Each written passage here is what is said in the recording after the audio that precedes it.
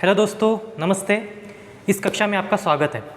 तो छात्रों, ये जान लीजिए कि जो गवर्नमेंट ने 25% जो सिलेबस है, जो पाठ्यक्रम है, उसको कम किया गया है। तो आज हम जानने वाले हैं कि कक्षा 9वीं हिंदी लोक भारती, ये किताब आप देख सकते हैं, हिंदी लोक भारती 9वीं कक्षा, कौन से जो पाठ है, जो कविताएं कम हुई है, मैं आज आपको बताने वाला हूँ। तो आप जो है अनुक्रमणिका निकालिए। उसमें पहली इकाई, तो उसमें कबीर पूरक पठन, जो कि इसकी विधा थी आलोचना, यह कम कर दिया है। कम किया है मतलब जो यह साल 2020 और 21 के लिए इसके जो प्रश्न है नहीं पूछे जाएंगे परीक्षा में इस पाठ के, ठीक है। लेकिन इसकी जो व्याकरण कृतियाँ है, भाषा बिंदु है, पूछे जा सकते हैं, तो आप सावध रह सकते हैं।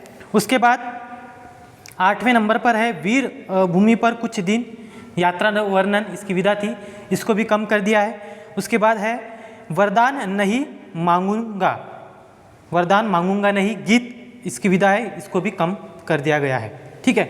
तो दूसरी इकाई में देखेंगे हम, तो सिंधु का जल, इसकी विधा थी नई कविता, इसको भी कम कर दिया गया है। उसके बाद है 7 नंबर पर शिष्टाचार, जो कि चरित्रात्मक कहानी थी, इसको भी कम कर दिया गया है। उसके बाद है अपराजय 10वें नंबर पर, इसको भी कम कर दिया गया है। तो ये ध्यान दीजिए कि ये जो सिलेबस है, इतना सिलेबस 25% कम कर दिया गया है। इस पर कोई प्रश्न पूछे नहीं जाएंगे, लेकिन भाषा बिंदु पर इसके जो प्रश्न हैं पूछे जा सकते हैं। तो आज हम देखने वाले हैं पहली इकाई 9वीं कक्षा की पहली कविता चांदनी रात, ठीक है, जिसके कवि है मैथिली शरण गुप्त, ठीक है। तो मैथिली शरण गुप्त जी ने बहुत ही सुंदर कविता हमें दी गई है, जिसका नाम है चांदनी रात। तो मैं सबसे पहले मैथिली शरण गुप्त जी के बारे में बताना चाहता हूँ। तो मैथिली शरण गुप्त जी का जो जन्म है वह हुआ था चिरगांव में, झांसी, जो कि उत्तर प्रदेश में है। जन्म हुआ था 3 अगस्त 1886 में, ठीक है, और मृत्यु 12 दिसंबर 1964 में हुई थी, ठीक है। तो आप मैथिली शरण गुप्त जी खड़ी बोली के महत्वपूर्ण कवि हैं। आपकी रचनाएं मानवीय संवेदनाओं, विशेषता नारी के प्रति करुणा की भावना से ओतप्रोत रहते हैं। तो भारत सरकार ने इन्हें पद्म भूषण जो कि सम्मान से भी नवाजा गया है, ठीक है। तो इनकी प्रमुख कृतियाँ क्या थी? तो प्रमुख कृतियाँ थी साकेत महाकाव्य, यशोधरा, जयद्रथ वध, पंचवटी, भारत भारती, जो कि खंड काव्य है। इससे प्रेरित होकर, प्रभावित होकर महात्मा गांधी जी ने इनको राष्ट्रकवि का भी सम्मान बहाल किया था, ठीक है। तो इन्हें राष्ट्रकवि के भी नाम से ये जाने जाते हैं। रंग में भंग, राजा प्रजा आदि इनके नाटक। तो मैथिली शरण गुप्त जी एक राजनेता थे, कवि थे, है ना, एक नाटककार भी थे, अनुवाद भी करते थे। तो ये सारी जो प्रतिमाएं थी, इनमें समाई हुई थी मैथिली शरण गुप्त जी में, ठीक है। तो इनकी ही एक सुंदर कविता चांदनी रात।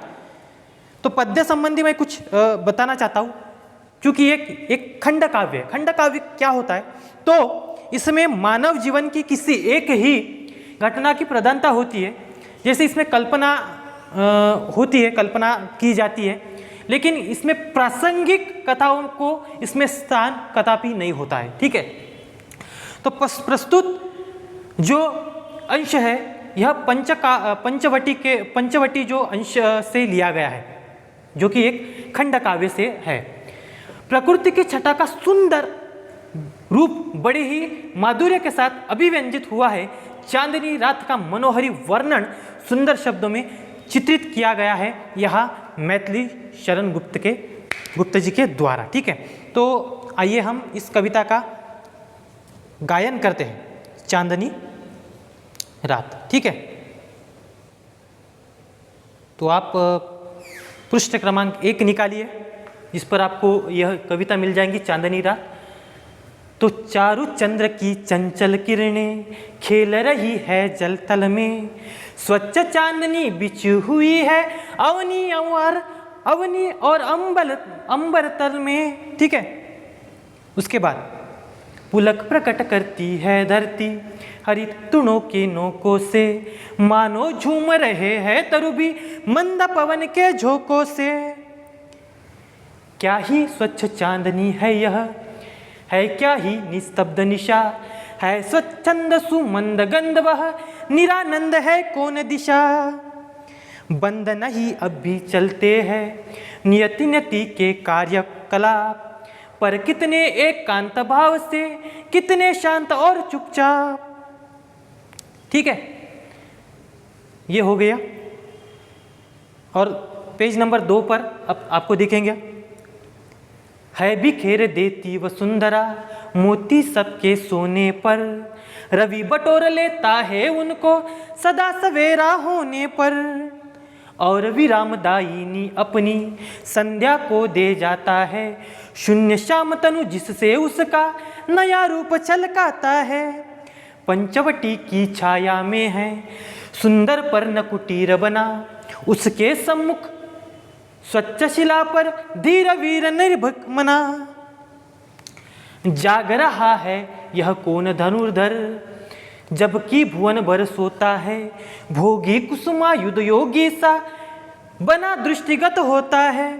तो इस तरह यह कविता पंचवटी इस खंड काव्य से इस कविता को लिया गया है। ठीक है, तो हम आज इसका सरल भावार्थ देखने वाले हैं अभी हम। तो पहला जो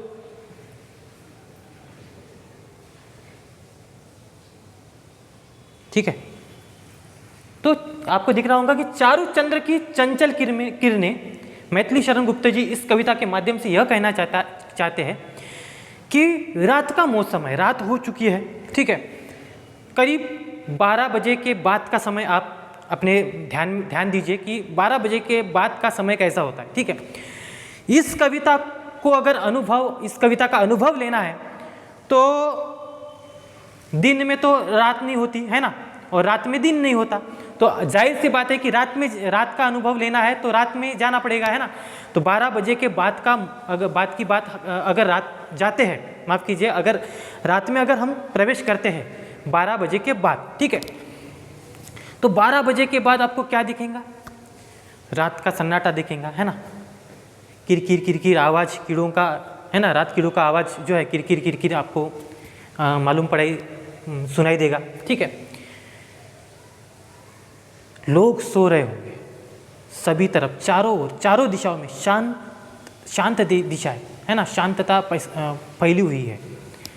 और ऐसी रात में हम अगर प्रवेश करते हैं घर के बाहर, ठीक है ना, तो आपको इस कविता में जितना भी जो भी वर्णन किया है मैथिली शरण गुप्त जी ने, सब आपको दिखाई देगा, मालूम पड़ेगा, अनुभवने के लिए मिल सकता है। तो चारु चंद्र की सबसे पहले क्या दिखेंगे आपको कि आकाश है, एकदम शांत गतिविधियाँ। दिन में क्या होता है? ट्रकें चलती है, बसें चलती है, कोई जोरों के से साउंड सर्विस बज रहा होता है ना, भूपू का हॉर्न, ये सब चिलबिल वातावरण होता है, यानी कि अशांति जिसे हम कहते हैं, अशांति पूर्वक वातावरण, है ना। शहरों में जाएंगे तो उससे दुगना अशांतिपूर्वक वातावरण, कहीं शांतता दिखाई नहीं देंगी। लेकिन इसके विपरीत रात में अगर आप प्रवेश करते हैं तो एकदम शांत, है ना, मन को भाने वाला दृश्य रात में आपको दिखाई देगा, है ना। तो सबसे पहले चंद्रमा की ओर देखते हुए मैथिली शरण गुप्त जी कहते हैं कि चारु चंद्र की चंचल किरणें खेल रही है जलतल में, खेल रही है जलतल में। चंद्रमा की ओर देखते हुए मैथिली शरण गुप्त जी कहते हैं कि चारों में सुंदर सुंदर चंद्र उन्हें दिखाई देता है। सुंदर चंद्र दिखाई देने के बाद उसकी किरणें मानो खेल रही है जल और थल में। थल यानी कि जमीन और जल यानी कि पानी। तो जैसे ही मैथिली शरण गुप्त जी चंद्र की ओर देखते हैं तो वह प्यारा सा सुंदर सा चंद्र उन्हें दिखाई देता है, और उसकी किरणें कहाँ गिर रही है? तो अवनी पर यानी कि धरती पर गिर रही है, और कुछ किरणें उसका चंद्र का प्रतिबिंब पानी में उनको नजर आ रहा है। यह दृश्य उनके मन को भा जाता है, बड़ा ही मनभावन यह दृश्य उन्हें दिखाई देता है। और स्वच्छ चांदनी। अब चांदनियों की तरफ देखने के बाद सफ़ेद रंग की चांदनियाँ, जैसे किसी ने उनको दूध से नहलाया हो और बस टांग दिया हो आकाश में, है ना, अंबर में। तो ऐसी स्वच्छ चांदनियाँ सारे आकाश में बिछी हुई है ना। और क्या कह रहे हैं कि अवनी और अंबर तल में। अब अंबर यानी कि भी आकाश, अवनी यानी कि पृथ्वी, सारे पृथ्वी के आकाश में यह चांदनियाँ बिछी हुई है, चांदनियाँ बिछी हुई है। बड़ा ही प्यारा और मनभावन दृश्य मैथिली शरण गुप्त जी रात में देख रहे हैं, है ना। हम जो रात देखते हैं, रात में अंधेरा, घना अंधेरा, है ना, डर, है ना। हम रात में क्या देखते हैं, हम देखते हैं डर, है ना, कोई निकलने की सोचता ही नहीं। लेकिन मैथिली शरण गुप्त जी जो कवि है, जो हम नहीं देख सकते, वह कवि देखते हैं, है ना। तो इसलिए रात का यह मनभावन दृश्य और इस दृश्य के बारे में यह कविता यानी कि चांदनी रात, है ना। अगले स्टांजा में, कविता में मैथिली शरण गुप्त जी कहते हैं कि पुलक प्रकट करती है धरती हरित तृणों की नोकों से, मानो झूम रहे हैं तरु भी मंद पवन के झोंकों से। अब यहाँ देखिए कि पुलक प्रकट करती है धरती। पुलक यानी कि खुशी। क्या धरती क्या कर रही है? धरती नाराज है क्या, नर्वस है क्या, दुखी है क्या? नहीं, धरती भी खुशहाली मना रही है, खुशी से झूम उठ रही है। पुलक प्रकट करती है धरती, खुशी प्रकट करती है धरती। तो किस तरह से? तो हरित तृणों की नोकों से। घास जो होती है ना, घास के जो नोक होते हैं, हरित तृण यानी कि घास, है ना, और हरित यानी कि हरी घास, नोक यानी कि उसका जो नोक होता है, टोक जिसे हम कहते हैं, जो घास का जो लास्ट, जो आखिरी में जो नोक होता है उसे कहते हैं नोक, है ना। लास्ट आखिरी वाला भाग उसे कहते हैं हम नोक। तो हरित तृणों की नोकों से जो मंद पवन के जो जब झोंके चलते हैं, ये घास हिलने लगती है। तो ऐसा लगता है कि जैसे किसी ने खुशी के साथ हवा भेज दी हो, है ना, ऐसा लग रहा है ना। मानो झूम रहे, और तरु यानी कि पेड़, मानो झूम रहे हैं तरु भी मंद पवन के झोंकों से। किसी ने गाना संगीत बजा दिया हो और इस संगीत पर ये तरु भी, ये पेड़ भी थिरक रहे हो, मानो डांस, है ना, नृत्य कर रहे हो, मानो ऐसा लग रहा है इस चांदनी रात में। दिन में ऐसा होता है क्या? कदापि नहीं होता। दिन में तो अशांति होती है, लेकिन ये सब चल रहा है, ये रात में भी हो रहा है, लेकिन शांत भाव से, शांत रूप से चल रहा है ना। कोई इन्हें डिस्टर्ब, जिसे हम कहते हैं ना, है ना, कोई इन्हें डिस्टर्ब करने वाला नहीं है। ये शांत भाव से चल रहा है रात में भी, मंद पवन के झोंकों से। हवा का झोंका भी चल रहा है, लेकिन मंद चल रहा है। कैसे चल रहा है? मंद पवन के झोंकों से। पवन यानी कि हवा का झोंका, पवन यानी कि हवा। आगे क्या कहते हैं मैथिली शरण गुप्त जी? क्या ही स्वच्छ चांदनी है यह, क्या है, क्या ही निशब्द निशा, है ना। तो मैथिली शरण गुप्ता जी कहते हैं कि क्या गजब की चांदनी है यह, एकदम सफ़ेद सफ़ेद शुद्ध चांदनियाँ, है ना, जिसे हम कहते हैं कि दूध से नहलाई हुई, है ना। ऐसी सफ़ेद चांदनियाँ हमें अवनिया और अंबर तल में दिख रही है। तो मैथिली शरण गुप्ता जी कहते हैं कि क्या गजब की यह चांदनियाँ है ना, और कितनी शांत यह रात है। मन अगर अप्रसन्न है तो मन को प्रसन्न करने के लिए एक शांत वातावरण चाहिए। तो रात जैसा शांत वातावरण कहीं हो सकता है क्या, है ना। कितना शांत वातावरण रात में, है ना। मन को अगर एकाग्र करना है तो रात का समय बहुत अच्छा है मन को एकाग्र करने के लिए, क्योंकि दिन में तो अशांति रहेगी, कहीं किसी ओर से कुछ भी आवाज़ आ सकती है। तो मन को एकाग्र करना है तो रात का समय अधिक अच्छा होता है, ठीक है। तो निस्तब्ध यानी कि अबोल, चुपचाप, निशा यानी कि रात, ऐसी रात है स्वच्छंद सुमंद गंध वह निरानंद है कौन दिशा। सारे दिशाओं में खुशहाली का गंध फैला हुआ है, और ऐसे स्थिति में कोई दिशा है जिसमें आनंद न फैला हो। निरानंद है कौन दिशा, बिना आनंद के क्या कोई दिशा है? नहीं, चारों ओर खुशी है, चारों दिशाओं में खुशी फैली हुई है। सिर्फ देखने का नज़रिया चाहिए, है ना। मैंने थोड़ी देर पहले कहा कि हम कभी रात में निकलेंगे भी तो मैथिली शरण गुप्त जी के नज़रिए से नहीं देखेंगे। डर है ना, रात में क्या होता है? अंधेरा, है ना, किसी चीज़ का भय, किसी चीज़ का डर मन में फैला हुआ होता है। लेकिन अगर हम मैथिली शरण गुप्त जी के नज़रिए से देखते हैं तो खुशी, मन को भाने वाला एक क्या प्रसन्न एक वातावरण, है ना, यह भी हम रात में देख सकते हैं। निस्तब्ध निशा, है ना, ये सारी जो घटनाएं हैं ये हम जान सकते हैं रात में। ठीक है,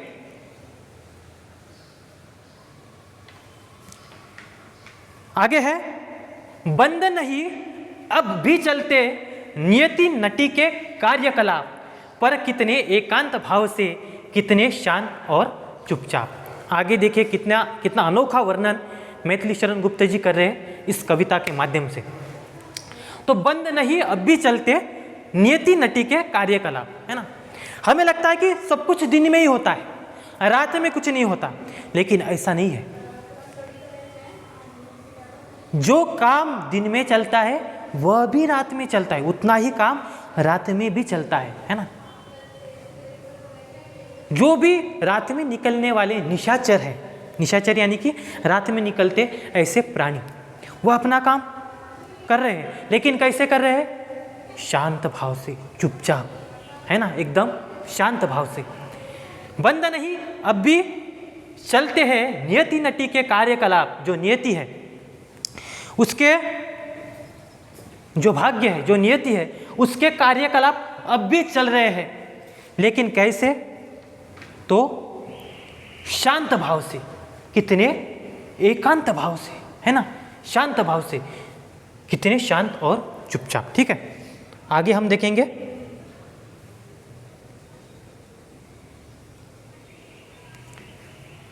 है बिखेर देती वसुंधरा मोती सबके सोने पर, और रवि बटोर लेता है उनको सदा सवेरा होने पर। एक अनोखा वर्णन अभी इसमें देखिए आप कि मैथिली शरण गुप्त जी एक रात का और जो सवेरा होता है उसका एक जो वर्णन है यहाँ उन्होंने यहाँ पे किया है कि है बिखेर देती वसुंधरा मोती सबके सोने पर। वसुंधरा यानी कि अवनी, पृथ्वी हम जिसे कहते हैं। तो ये वसुंधरा यानी कि पृथ्वी क्या करती है कि मोतियों को अंबर तल में बिखेर देती है, बिछा देती है। मोती यानी कि कौन? मोती यानी कि चांदनियाँ, है ना। चांदनियाँ मोती जैसे उसको वर्णित किया गया है। तो ये मोती जो है यानी कि जो चांदनियाँ है इनको बिछा देती है, बिखेर देती है बिखेर देती वसुंधरा मोती सबके सोने पर। सबके सोने पर क्या? मोतियों को ये अवनी अंबर तल में बिछा दे रही है, बिछा रही है। लेकिन जैसे ही सवेरा होता है रवि बटोर लेता है उनको सदा सवेरा होने पर। कभी दिन में आपने तारों को देखा है क्या? या फिर रात में जो मोती दिख रहे हैं, तारे दिख रहे हैं, वो कहाँ जा रहे हैं? तो मैथिली शरण गुप्त जी कह रहे हैं कि सवेरा सूरज उनको क्या कर रहा है? रवि जो है उनको क्या कर रहा है? रवि यानी कि सूरज उनको बटोर लेके जा रहा है ना। कब? तो सदा सवेरा होने पर। आगे क्या कहते हैं? अब यह बटोरने के बाद रवि इन मोतियों को लेके जाने के बाद क्या हो रहा है? और विरामदायिनी अपनी संध्या को दे जाता है। विरामदायिनी यानी कि सभी हम जो क्या करते हैं, विराम करते हैं तो कब करते हैं, शाम को करते हैं, है ना। रेस्ट लेते हैं तो कब लेते हैं, शाम को लेते हैं। आराम करते हैं तो कब, विश्राम लेते हैं तो कब, रात को लेते हैं। इसलिए संध्या को क्या कहा गया है, विरामदायिनी। और विरामदायिनी संध्या को दे जाता है। तो ये मोतियों को जब सूरज लेके जाता है, रवि लेके जाता है, तो किसको दे जाता है, तो फिर से विरामदायिनी संध्या को उन मोतियों को सौंप देता है। और शून्य श्याम तनु जिससे उसका नया रूप छलकाता है। और जो आसमान, जो नीला अंबर रात का सुना सुना रहता है, उससे जब मोती रवि उनको सौंप देता है तो वह शून्य श्याम यानी कि जो आकाश है वो क्या हो जाता है, प्रफुल्लित और प्रसन्नता से खिलखिला उठता है। मोतियों से एक उसे सजाया जाता है ना। आगे कह रहे हैं कि पंचवटी की छाया में सुंदर पर्ण कुटीर बना, उसके सम्मुख शिला पर धीर वीर निर्भीक मना। आगे कह रहे हैं कि पंचवटी, वट के 5 वृक्ष, है ना। पंचवटी यानी कि क्या, वट के बड़े बड़े वाले 5 वृक्ष। इन 5 वृक्षों की छाया में एक सुंदर ऐसी कुटिया बनी हुई है ना। कुटिया सुंदर पर्ण, पर्ण है कि पत्तों की, पेड़ के पत्तों की कुटीर बना यानी कि कुटिया बनी हुई है। और बस उसी कुटिया के सामने, सम्मुख यानी कि सामने, एक स्वच्छ शिला पर, स्वच्छ शिला यानी कि एक साफ सुथरे पत्थर पर, शिला यानी कि पत्थर, पत्थर पर कौन बैठा हुआ है, तो धीर वीर निर्भीक मना, एक निडर आदमी, एक निडर, एक दृढ़ मन का व्यक्ति, गृहस्थ उस पर बैठा हुआ है। इस रात के समय में आप देखिए, कल्पना कीजिए कि रात का समय है, चांदनियाँ फैली हुई है और इस रात में सभी तरफ, चारों दिशाओं में शांति फैली हुई है। इस शांति में बड़े बड़े वट के 5 वृक्षों के नीचे, जो कि एक कुटिया है, उसके सामने शिला है, उस पर बैठा हुआ है एक निडर आदमी, है ना। ऐसा कौन कह रहे हैं, मैथिली शरण गुप्त जी। उस निडर आदमी के बारे में आगे कहते हुए मैथिली शरण गुप्त जी क्या कह रहे हैं कि जाग रहा यह कौन धनुर्धर, जबकि भुवन भर सोता है, जबकि सारा भुवन जब सो रहा है तो यह आदमी कौन है, यह कौन धनुर है, धनुर्धारी कौन है जो यह जाग रहा है रात के समय में। और फिर मैथिली शरण गुप्त जी उसके बारे में कहते हुए कहता है कि भोगी कुसुमा युद्ध योगी सा बना दृष्टिगत होता है। दृष्टिगत यानी कि दिखाई देता है ना। मुझे तो लगता है कि यह एक कामदेव, भोगी यानी एक गृहस्थ, मुझे ऐसा एक गृहस्थ भोगी कामयोग सा कुसुमा युद्ध यानी कि कामदेव योगी मुझे दिखाई देता है। तो यह खंड काव्य है, यह लिया गया था पंचवटी इस खंड काव्य से, ठीक है। तो यहीं पे हमारी चांदनी रात कविता समाप्त होती है। आप इसके जो प्रश्न उत्तर है उसको छुड़ा लीजिए, जो स्वाध्याय है, जो कृतियाँ है उसे आप छुड़ा लीजिए, जो इसका वर्कबुक है उसमें भी इसको आप छुड़ा लीजिए, ठीक है। तब तक के लिए धन्यवाद, नमस्ते।